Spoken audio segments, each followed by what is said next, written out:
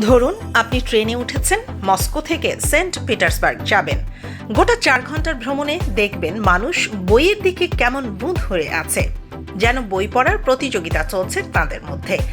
অনেকে সিট না পেয়ে দাঁড়িয়ে যাচ্ছেন, অথচ হাতে ঠিকই বই মেলে দাঁড়িয়ে দাঁড়িয়ে পড়ছেন। ছোট ছোট বাচ্চা মায়ের পাশে বসে বই পড়ছে, মাও বইয়ের দিকে তাকিয়ে যেন মারা গেছে এমন অবস্থা।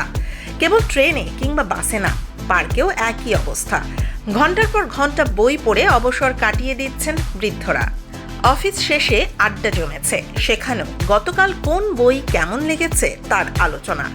একই অবস্থা কফি শপ থেকে চায়ের দোকান, রেস্টুরেন্ট, ব্যাংকেও।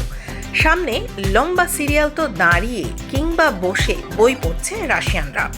রাশিয়ার মোট জনসংখ্যার শতকরা 40% মাসে অন্তত 5টি করে বই কিনেন।